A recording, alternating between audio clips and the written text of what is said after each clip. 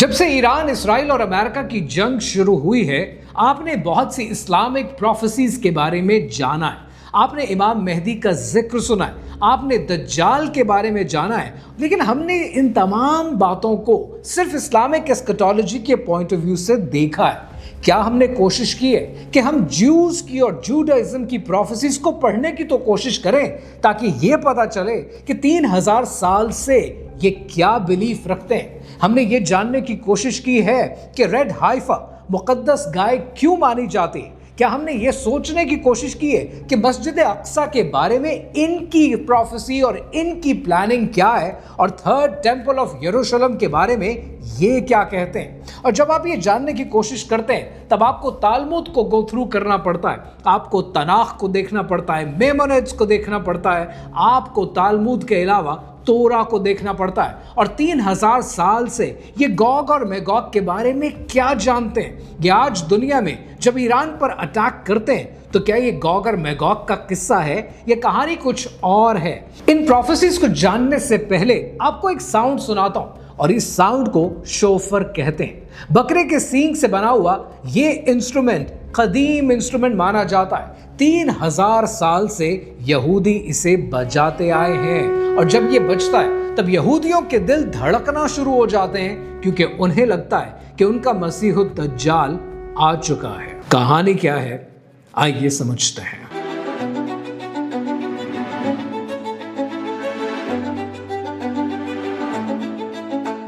ये कहानी शुरू होती है सन 586 कब्ल मसीह के यरूशलेम में।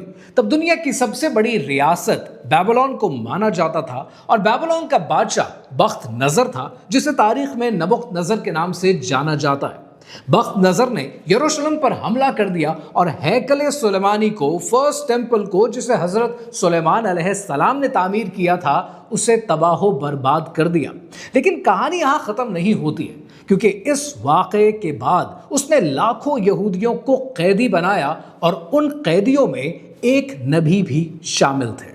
जूडाइज्म के मुताबिक इन पैगंबर का नाम हजरत हिजकिय्येल अलैहिस्सलाम है, जिन्हें बाइबल में इज़ाखेल कहा जाता है। कुरान मजीद में कोई डायरेक्ट नाम नहीं है, ये एक इख्तलाफी मसला है, और बहुत से लोग इन्हें ज़ुल्किफ्ल के साथ जोड़ने की कोशिश करते हैं। कोई बात कंफर्म्ड नहीं है, लेकिन जो एक चीज़ कंफर्म्ड है वो ये कि ये बनी इसराइल के नबी थे। जूडाइज्म कहती है कि हजरत हिजकिय्येल अलैहिस्सलाम को उनकी कौम के साथ कैदी बनाया गया और उन्हें बेबीलोन लाया गया, और वो अपनी तबाहशुदा कौम के साथ मौजूद थे कि अल्लाह सुब्हानहू व तआला ने उन्हें एक इल्हाम दिया, एक ऐसा इल्हाम जो आज तक दुनिया को हिला रहा है, और इसे बुक ऑफ इज़ाखेल कहते हैं। बुक ऑफ इज़ाखेल के चैप्टर 38 के अंदर लिखा है कि अल्लाह सुब्हानहू व तआला ने हजरत हिजकिय्येल अलैहिस्सलाम से कहा कि इंसान के बेटे अपना रुख गोग की तरफ कर, जो मैगोग की जमीन से है।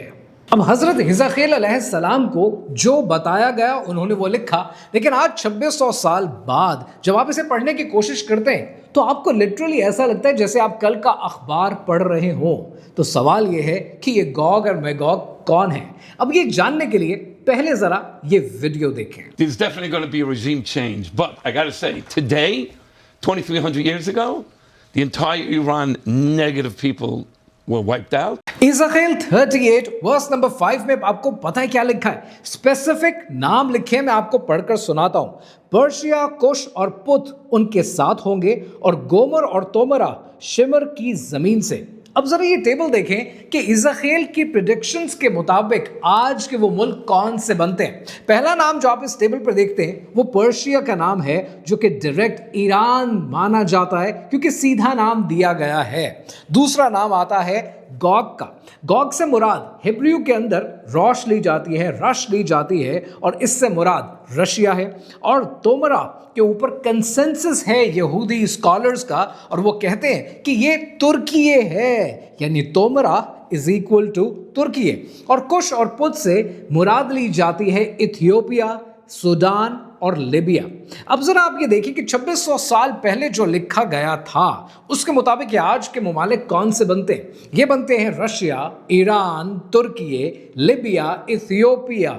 यानी आज अगर ये एक नेक्सस बन जाए تو اس نیکسس کی یہاں پر بات ہو رہی ہے. اور پروفیسیز کیسے ہوتی ہیں؟ پروفیسیز ایک سیکوینس بتاتی ہیں، لیکن یہاں پر جو سیکوینس ہے اس میں شاکنگ بات پتہ کیا ہے؟ شاکنگ بات یہ ہے کہ ایزیکیل 38 کہتی ہے کہ یہ کولیشن پہلے اسرائیل کے اوپر اٹیک کرے گا، یہ اسرائیل پر حملہ کرے گا، اسرائیل اکیلا ہوگا، اس کی مدد کے لیے کوئی نہیں آئے گا، اور پھر اللہ سبحانہ و تعالیٰ خود انٹروین کرے گا سپر نیچرل طریقے سے، سپر نیچرلی ہوگا، کولیشن تباہ ہو جائے گا، اسرائیل بچ جائے گا، اور اسرائیل کے بچنے کے بعد یہ ایونٹ اتنا بڑا ہوگا کہ ان کے مطابق مسیحا کا ارائیول ممکن ہو جائے گا. لیکن یہاں پر ایک ٹویسٹ بھی ہے جو 99% لوگ اگنور کر جاتے ہیں. وہ ٹویسٹ یہ ہے کہ اس پروفیسی میں اسرائیل کو پہلے تکلیف ہوگی، اسرائیل پر حملہ ہوگا، کولیشن پہلے حملہ کرے گا. یعنی اگر اسرائیل ایران پر حملہ کر دیتا ہے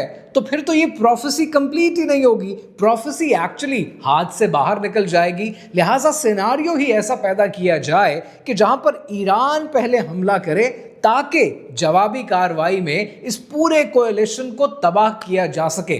یہ بڑا امپورٹنٹ ہے کیونکہ یہ دونوں سیناریوز میں ایران کو ختم کرنا چاہتے ہیں، اسے تباہ و برباد کرنا چاہتے ہیں.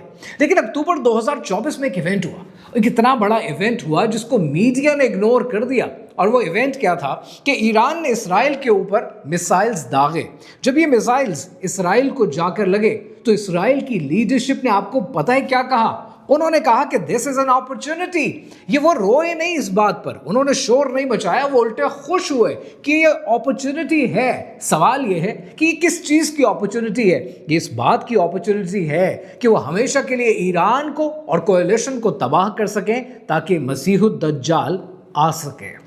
یہاں پر میں آپ کو پوری تاریخ نہیں بتاتا کیونکہ اس ویڈیو میں جو میں نے اگلے 2 پارٹس آپ کے لیے تیار کیے وہ آپ کے سمجھنے کے لیے زیادہ ضروری ہیں.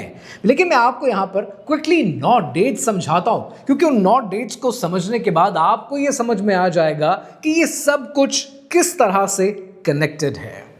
سن 586 قبل مسیح میں حضرت حزقیل علیہ السلام کو ان کی قوم کے ساتھ بیبلون میں قید کر لیا جاتا ہے، اور وہاں پر اللہ سبحانہ و تعالیٰ کا الہام آتا ہے جو بعد میں چل کر دنیا کی سب سے بڑی کنفرنٹیشن میں بدل جاتا ہے، یعنی ایران، ترکیے اور رشیا. دوسرے نمبر پر سن 70 عیسوی میں رومنز حملہ آور ہوتے ہیں یروشلم میں، اور ایک بار پھر ہیکل سلیمانی کو گرا دیا جاتا ہے اور یہودیوں کو جلا وطن کر دیا جاتا ہے. اور اگلے 2000 سال تک یہودی دنیا میں گھومتے ہیں، دنیا میں پھرتے ہیں، دنیا میں آباد ہو جاتے ہیں، اور یہیں سے دنیا میں ڈائسپورا کا کانسیپٹ کا آغاز ہوتا ہے. پھر سن 1830 آتا ہے اور انگلینڈ کے شہر پلیمتھ کے اندر ایک پروٹیسٹنٹ پریچر ہوتا ہے، اور اس پریچر کا نام ہے جان نیلسن ڈاربی. جان نیلسن ڈاربی کرسچینٹی میں ایک نئے کانسیپٹ کا آغاز کرتا ہے، اور اس کانسیپٹ کو آج ڈسپینسیشنلزم کہا جاتا ہے. وہ کہتا یہ ہے کہ یہودیوں کو اسرائیل یا ان کی کسی زمین پر جانے دیا جائے، کیونکہ اگر یہ وہاں جائیں گے تو اس کے بعد حضرت عیسیٰ علیہ السلام کا آنا پاسبل ہو جائے گا. اب انٹرسٹنگ بات یہ ہے کہ سن 70 عیسوی میں انہیں اسرائیل سے نکال دیا گیا. 2000 سال یہ پوری دنیا میں گھومتے رہے. 1830 میں جا کر یہ کانسیپٹ ڈسپینسیشنلزم کا آغاز ہوتا ہے. یعنی 1800 سال تک کرسچینٹی میں کسی نے یہ بات نہیں کی. یہ بات آگسٹین نے نہیں کی، یہ ایکویناس نے نہیں کی، یہ بات ایون لوتھر نے نہیں کی، یہ بات کیلون نے نہیں کی، اور یہ ایک نیا کانسیپٹ کرسچینٹی میں انٹروڈیوس کر دیا جاتا ہے. پھر سن 1909 کے اندر ایک امریکن لائر ہے، اس امریکن لائر کا نام ہے Cyrus Scofield. Cyrus Scofield Darby کے اس کانسیپٹ کو پک کرتا ہے اور اس کانسیپٹ کے ساتھ وہ بائبل کے اندر فٹ نوٹ ڈال دیتا ہے، اور اس کے بعد جو کتاب بنتی ہے اس کا نام ہوتا ہے اسکوفیلڈ ریفرنس بائبل، اور اس کتاب کو آکسفورڈ یونیورسٹی پریس چھاپتی ہے. یہ کتاب امریکہ کے اندر ہر سیمینری میں پہنچائی جاتی ہے، ہر جگہ پڑھائی جاتی ہے، اور یہ نئی بائبل کی شکل اختیار کر لیتی ہے. یعنی امریکہ میں ایک پوری قوم کو اس کانسیپٹ پر تیار کیا جاتا ہے کہ کرسچینٹی کے اندر لازمی ہے کہ یہودیوں کی پروٹیکشن کی جائے، اور یہ کرسچنز نے ان کی پروٹیکشن کرنی ہے. یہ وہ کانسیپٹ ہے جو ڈاربی نے دیا 1830 میں، اور اس کے بعد اسکوفیلڈ نے 1909 میں اس کے اوپر اسکوفیلڈ ریفرنس بائبل چھاپ دی، جس کو چھاپا آکسفورڈ یونیورسٹی پریس نے فار اوتھینٹسٹی پرپزز، اور ایک پوری قوم ایک نئے کانسیپٹ پر تیار ہو جاتے ہیں.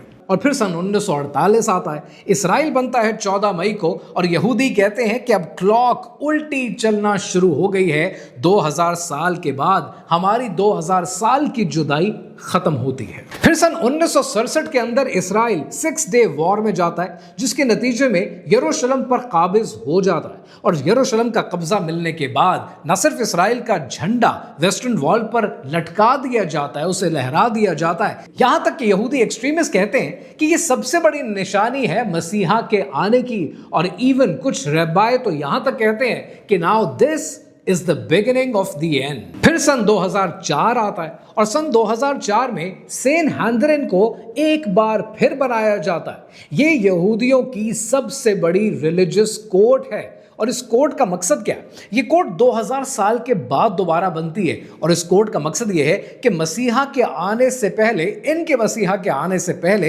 एक लीगल फ्रेमवर्क तैयार करें। फिर सन 2006 में टेक्सास के शहर सैन एंटोनियो के अंदर कॉर्नरस्टोन चर्च का सीनियर पास्टर, जिसका नाम है जॉन हैगी कूफी का आगाज करता है, यानी क्रिश्चियंस यूनाइटेड फॉर इजराइल, और इसके मेंबर्स बढ़ना शुरू हो जाते हैं, और इसके मेंबर्स बढ़ते बढ़ते 1 करोड़ हो जाते हैं। ये मेंबर्स इवन एपैक के मेंबर से ज्यादा होते हैं, और इनके पास एक बहुत बड़ी ताकत आ जाती है। यानी पहली बार 2006 में आप ये देखते हैं कि क्रिश्चियन ज़ायनिस्ट्स अब मंजर आम पर इतनी बड़ी तादाद में अमेरिका के अंदर आ जाते हैं। फिर सितंबर 2024 आता है, और सितंबर 2024 में टेक्सास से एक जहाज बेन गुरियन एयरपोर्ट पर लैंड करता है। सवाल यह है कि इस जहाज में ऐसा क्या था? इस जहाज में 5 रेड हाइफर्स थी, यानी 5 लाल गाय जिनमें जर्रा बराबर भी सफेद रंग मौजूद नहीं था। एक एक्साइटमेंट दौड़ जाती है पूरे यहूद की दुनिया में, रिलीजियस सेलिब्रेशन शुरू हो जाती है। लेकिन सवाल यह है कि इन रेड हाइफर की इतनी इंपॉर्टेंस क्यों है? तोरा के बुक ऑफ नंबर्स के चैप्टर 19 में लिखा है कि हजरत मूसा अलैहिस्सलाम को हुक्म दिया गया कि एक बिल्कुल सुर्ख गाय लाओ जिसमें कोई नुक्स ना हो, जिसको कभी जोया ना गया हो। इस लाल गाय की कुर्बानी के बाद 3rd टेंपल की प्यूरिफिकेशन का काम होगा। यानी तोरा के मुताबिक तीसरा टेंपल तब तक नहीं बनेगा कि जब तक एक रेड हाइफा मौजूद ना हो। और टेंपल इंस्टीट्यूट जो पिछले 30 साल से इन सब तैयारियों पर काम कर रहा है, उसकी 4 निशानियां आप समझ लीजिए। नंबर 1, इन्हें चाहिए सॉलिड गोल्ड मेनोरा जो कि $2 मिलियन का है और ऑलरेडी तैयार हो चुका है। इन्हें चाहिए प्रीस्टली गार्मेंट्स जो कि तैयार हो चुके हैं। इन्हें चाहिए सैक्रिफिशियल ऑल्टर जो कि तैयार हो चुका है, और इन्हें जरूरत है रेड हाइफर की जो कि ऑलरेडी 2024 में आ चुकी है। अब सवाल यह है कि अब इन्हें इंतजार किस चीज का है? इन्हें इंतजार एक पॉलिटिकल मूवमेंट का, जिस पॉलिटिकल मूवमेंट के नतीजे में ये नाउजुबिल्लाह मस्जिद अक्सा को शहीद करके वहां पर अपने टेंपल की तामीर का काम शुरू कर सकें। लेकिन यहां पर इंपॉर्टेंट ये है कि मस्जिद अक्सा मौजूद कहां है? मस्जिद अक्सा वहां मौजूद है जिसे आज आप टेंपल माउंट कहते हैं, और ये नाउजुबिल्लाह उसे शहीद करना चाहते हैं। अब जरा चलते हैं जुलाई 2024 में। जुलाई 2024 में यूनाइटेड स्टेट्स के अंदर, वॉशिंगटन के अंदर, कांग्रेस के अंदर नेतन्याहू ने खिताब किया, और उस एक तकरीर के अंदर हॉल में बैठे हुए लोगों ने 29 बार स्टैंडिंग ओवेशन दिया। कोई पॉलिटिकल एसोसिएशन थी? नहीं। कोई इकोनॉमिक पार्टनरशिप डेवलप हो रही थी? नहीं।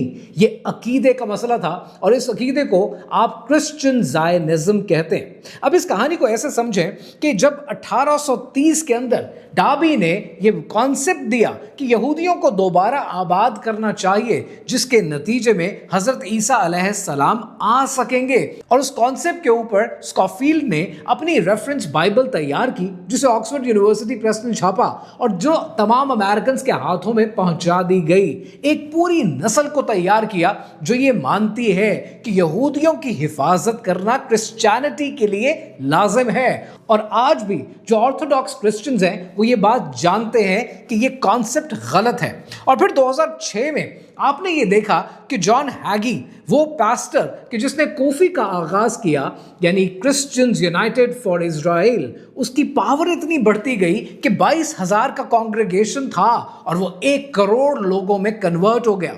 ये 1 करोड़ लोग वो हैं जो वोट देते हैं, ये फंडिंग देते हैं, ये पैसा देते हैं, ये अकीदत रखते हैं। और इस अकीदत के नतीजे में जब कोई पॉलिटिशियन आकर ये कहता है कि मैं इसराइल को सपोर्ट नहीं करूंगा, تو اس کا پولیٹیکل کیریئر ختم ہو جاتا ہے۔ آج کوفی کی پاور ایپیک سے کہیں زیادہ ہے۔ ایپیک پولیٹیکلی امپورٹنٹ ہے، لیکن یہاں پہ یہ سمجھنا چاہیے کہ 120 سال کی کنڈیشننگ کی گئی ہے، 1-2 سال کی نہیں، 120 سال کی کنڈیشننگ کی گئی ہے۔ لیکن let me clarify this one thing here, میں آرتھوڈاکس کرسچنز کی، کیتھولکس کی بات نہیں کر رہا، کیونکہ وہ جانتے ہیں کہ یہودی ان کے کھلے دشمن ہیں، لیکن وہ کرسچن زائنسٹ جن کی میں بات کر رہا ہوں، انہیں 3 باتیں نہیں بتائی گئیں۔ پہلی بات یہ کہ ڈابی سے پہلے 1800 سال تک کسی چرچ فادر نے یہ نہیں سکھایا، یہ تھیولوجی کا کانسیپٹ نہیں دیا کہ اسرائیل بنانا ضروری ہے اور یہ آبادی یہودیوں کی واپس جانی چاہیے تاکہ حضرت عیسیٰ علیہ السلام آ سکیں۔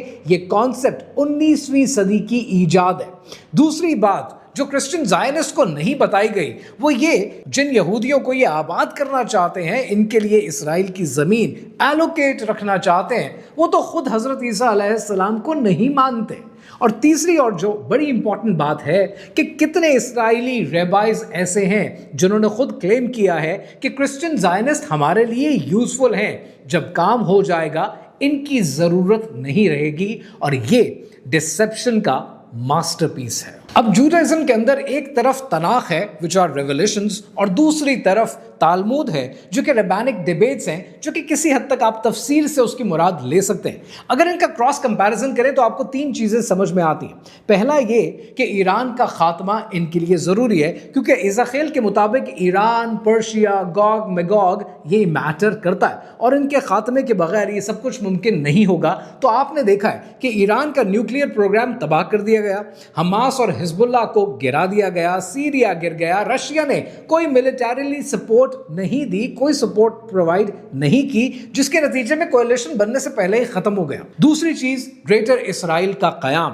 جینیسس 15:18 کے مطابق دریائے نیل سے لے کر دریائے فرات تک اس سارے علاقے کے اندر، جس میں جارڈن آتا ہے، لیبنان آتا ہے، سیریا آتا ہے، عراق آتا ہے، سعودی عربیہ کے پارٹس آتے ہیں، غزہ آتا ہے، یہاں پر ان کی ریاست بننی ہے تو وہی سب کچھ آپ زونز کی شکل میں ہوتا ہوا دیکھتے ہیں۔ اور تیسرے نمبر پر تیسرے ٹیمپل کی، تھرڈ ٹیمپل آف یروشلم کی تعمیر کا کام، اور اس کے لیے ریڈ ہائفر آلریڈی موجود ہیں، اور اس کے لیے مسجد اقصیٰ کو نعوذ باللہ شہید کرنا ان کے لیے ضروری ہے، اور وہ پولیٹیکل موومنٹ لائے بغیر نہیں ہو پائے گا۔ اب جوئش پروفیسیز کو اسلامک پروفیسیز کے ساتھ کمپیئر کرتے ہیں اور دیکھتے ہیں کہ ان کی سمجھ میں اور ہماری انڈرسٹینڈنگ میں ڈفرنسز کہاں آتے ہیں۔ یہ انٹرسٹنگ ہے، کیونکہ جس کو جوئش پروفیسی کے اندر گوگ میگوگ کولیشن اٹیک کہتے ہیں، ہم اسے ایک بڑی فوج جو بیت المقدس کی جانب بڑھے گی، ہم اس کی بات کرتے ہیں، یہ اللہ کی سپر نیچرل انٹرونشن کی بات کرتے ہیں، اور ہم بات کرتے ہیں کہ حضرت عیسیٰ علیہ السلام نازل ہوں گے۔ اس کے علاوہ یہ بات کرتے ہیں کہ کولیشن کو جو ان کے اوپر اٹیک کرے گا وہ ڈسٹروائے کر دیا جائے گا، وہ تباہ و برباد ہو جائے گا، اور اسرائیل صرف بچے گا، جبکہ ہم بات کرتے ہیں کہ دجال کا قتل کر دیا جائے گا، اور یہ بات کرتے ہیں کہ مسیحا کا رول پوری دنیا میں امپلیمنٹ ہو جائے گا، اور یروشلم پوری دنیا کا کیپٹل بن جائے گا، ون ورلڈ گورنمنٹ بن جائے گی۔ اور ہم کہتے ہیں کہ ون ورلڈ گورنمنٹ بنے گی تو صحیح، لیکن وہ حضرت عیسیٰ علیہ السلام کی حکومت ہوگی۔ اب بات یہ ہے کہ یہ 3 الگ سکولز آف تھاٹ ہیں، اسلام، کرسچینٹی اور جوڈائزم، لیکن یہ کنورج ایک جگہ پر کرتے ہیں جسے یروشلم کہتے ہیں۔ اب سب سے امپورٹنٹ بات جو اس پوری ویڈیو کا مقصد ہے، میں اسکیٹالوجی پہ بات کرتا ہوں، پروفیسیز پر بھی بات کرتا ہوں، اور آج کی ویڈیو میں بھی میں نے بات کی ہے اور آپ کو جیوز کی پروفیسیز دکھائی ہیں۔ یہ پروفیسیز کا مطلب کیا ہوتا ہے؟ پروفیسیز کا مطلب یہ ہوتا ہے کہ آنے والے دور کے بارے میں اللہ سبحانہ و تعالیٰ نے آپ کی مدد فرمائی ہے۔ آپ جیوز کی پروفیسیز سمجھ سکتے ہیں، اس پر عمل نہیں کریں گے، آپ اپنے دین کی پروفیسیز کو پڑھیں گے، اس کو جاننے کی کوشش کریں گے، کیونکہ وہ آنے والے دور کے بارے میں آپ کی آگاہی ہے۔ لیکن پروفیسی کا مطلب پروفیسی ہے، پروفیسی کا مطلب یہ نہیں ہے کہ آپ ایکشن لینا بند کر دیں، آپ ہمت ہار جائیں، آپ اپنے حوصلے پست کر لیں۔ آپ سے آپ کے آج کا سوال ہوگا، آپ نے اپنے آج کا جواب دینا ہے۔ پروفیسی جب ہونی ہوگی ہو جائے گی، اور یہی بات میرے استاد ڈاکٹر اسرار احمد نے بھی اپنی ویڈیوز میں آپ سے کہی ہے کہ پروفیسی کے انتظار میں مت بیٹھیں، اپنا کام جاری رکھیں۔ کہ دیار مغرب کے لوگ اپنے حساب سے چلیں گے، آپ اپنے دین پر اپنے حساب سے چلیں. جب اللہ سبحانہ و تعالیٰ کو جو منظور ہوگا وہ اپنی مرضی سے جیسا کرنا چاہے گا وہ کرے گا. آپ اور میں اپنے کیے کے اور اپنے آج کے ذمہ دار ہیں. دیار مغرب کے رہنے والوں، خدا کی بستی دکان نہیں ہے. دیار مغرب کے رہنے والوں، خدا کی بستی دکان نہیں ہے. کھرا جسے تم سمجھ رہے ہو وہی زرے کم عیار ہوگا. نکل کے صحرا سے جس نے روما کی سلطنت کو الٹ دیا تھا، سنا ہے یہ قدسیوں سے میں نے، وہ شیر پھر ہوشیار ہوگا.